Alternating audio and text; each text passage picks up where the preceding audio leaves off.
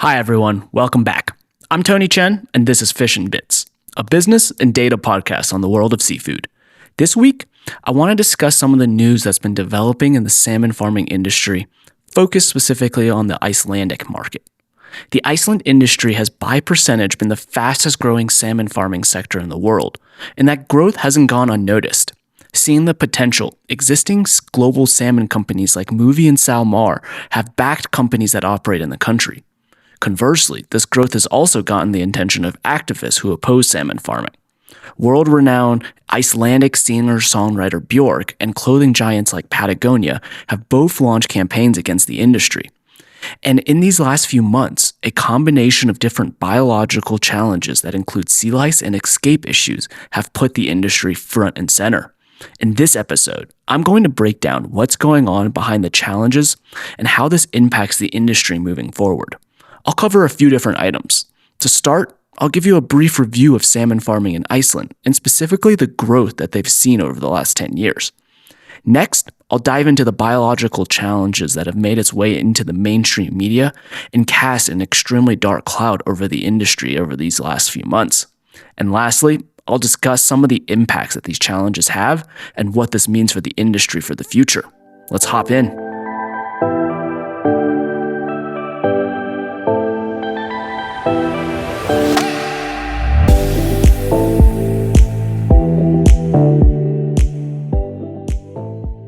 To say Iceland's growth in farming salmon over the last 10 years is fast may be even an understatement.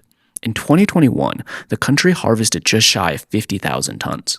And while this is just a blip in the volumes of countries like Norway and Chile, which annually harvest over 2 million tons collectively, Iceland's growth to this level has been astronomical because in 2013, they only harvested 3,000 tons.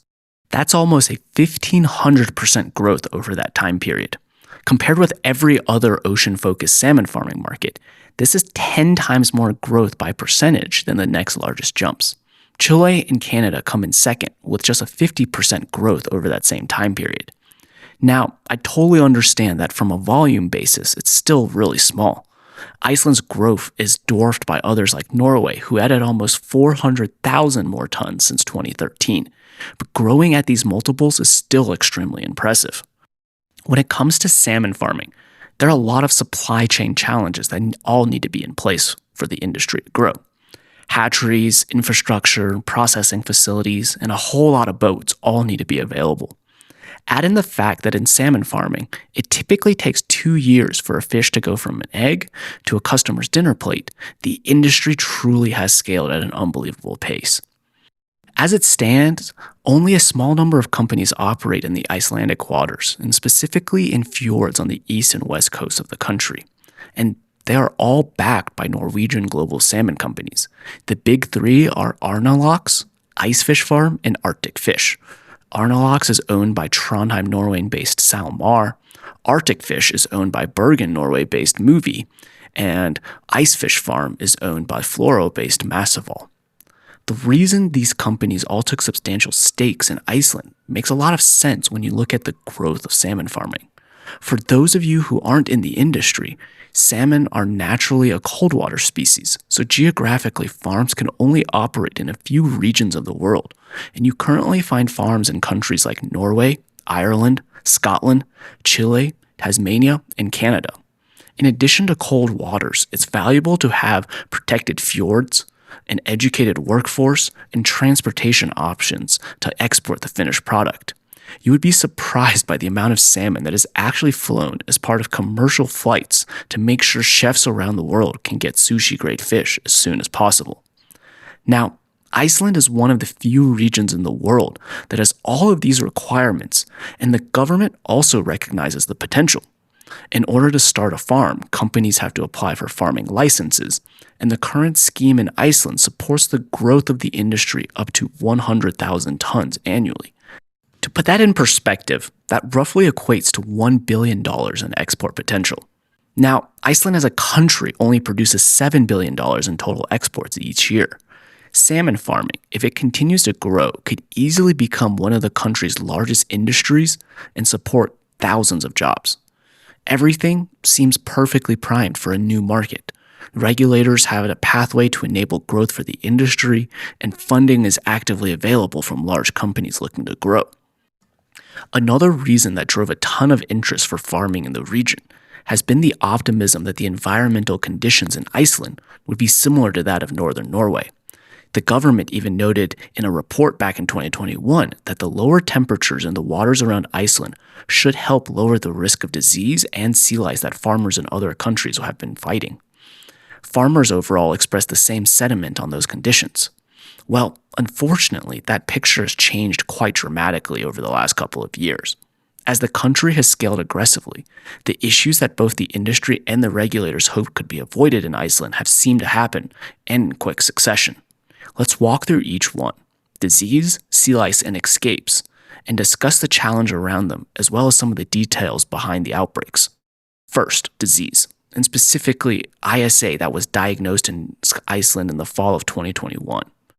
ISA, or infectious salmon anemia, and it's sometimes even referred to as the salmon flu, is a highly infectious pathogenic viral disease that causes significant mortality in fish.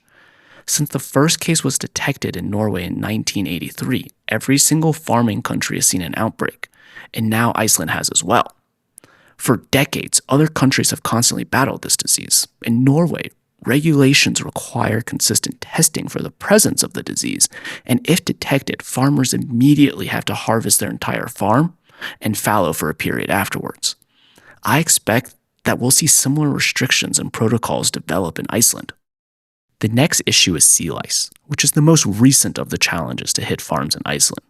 In the Westfjords region, both Arnarlax and Arctic fish sites have seen what has been reported as an unprecedented sea lice problem at their sites that have led to forced harvest of their fish. Now, how bad has the situation been?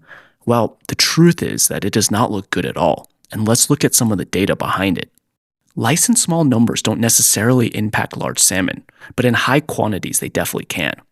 As a result, most countries in sustainability seafood certification schemes have limits for how many lice can be found on fish, and for salmon, that number is focused around 0.5 lice. In Norway, that's the legal limit for the number of adult female lice that can exist on each fish, and delicing actions are required if the number exceeds those limits. In Iceland, any account above that same limit, 0.5, requires notifying the government. In my research, I found that over these last few months, sites in the Westfjord region have been reporting extremely high sea lice counts for a number of weeks in a row. Counts were nearly 10 female lice per fish, with peaks as high as 15 lice per fish. Now, that's 30 times the legally set limit. This infestation forced the harvest of more than 1,000 metric tons of fish that needed to be culled. It seems that while this lice outbreak is unprecedented, the issue of high lice has been present at these sites for many months prior to the forced harvest. The last issue that has sparked concern is net pen escapes, which was discovered at one of the movie-backed Arctic fish sites back in August. The concern with escapes is largely twofold. One is that escapes can pose a disease risk to native populations of salmon, and second is that there is also concern over the potential issue of genetic crossbreeding with native populations of salmon. In this particular incident, the company expected that 3,500 salmon escaped. After the discovery of the escape, the typical protocols, which include bounties and efforts to capture as many of these farmed fish, was quickly enacted. Now, these issues aren't necessarily new to salmon companies who have dealt with disease, sea lice, and escapes for many years.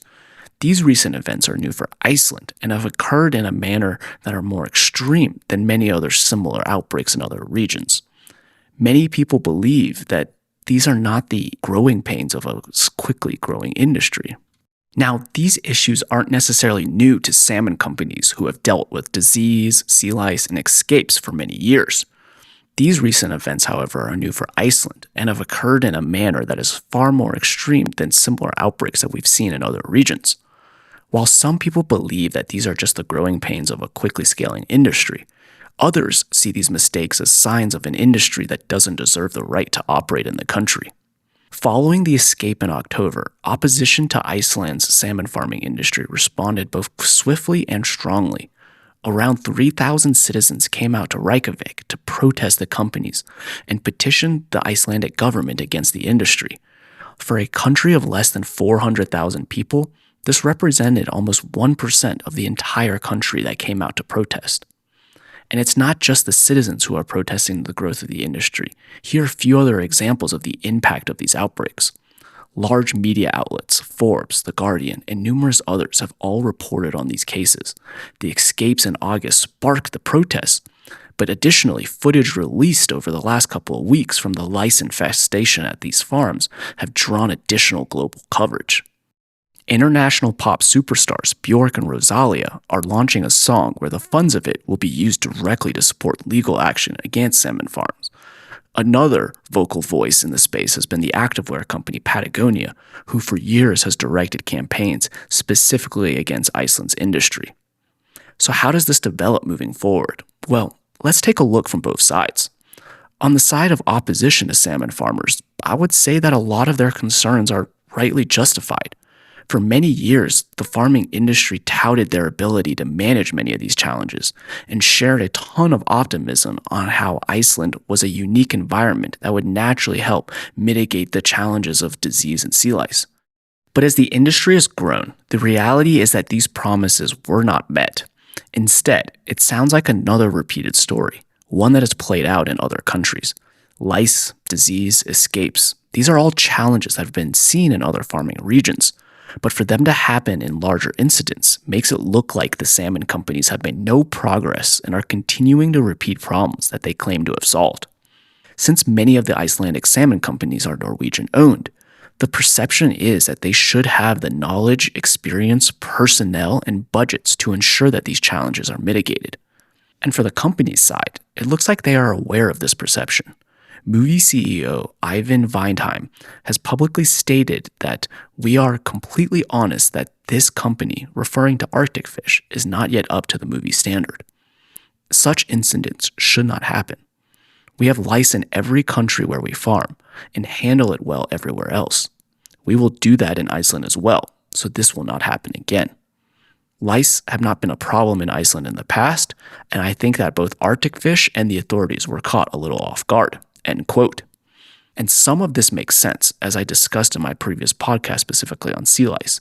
The infrastructure and solutions in other countries are simply not available to the same capacity as Norway. Building that infrastructure takes time, and Iceland is just outgrowing that pace right now. Movie acquired their controlling stake of Arctic fish last January, and it's true that establishing the right protocols will take a little bit of time. But it's hard to say if the public and the government will give the industry that time. In today's world, the impact that digital media has on the public and politicians is more profound than ever. We've seen the ban of salmon farming in Washington state and the closure of farming sites in British Columbia over the last couple of years, and both of these events were driven by public protests and government responses to them. In the coming years, it'll be interesting to see how the industry develops in Iceland. Will the government choose to enact stronger regulations and further develop the industry? Or will they decide that the payoff of these farms isn't worth the headache and effort needed to maintain public support? What do you think? I'd love to hear your thoughts. Feel free to engage with us over LinkedIn or just message me directly. I'm always happy to hear feedback and discuss topics like this.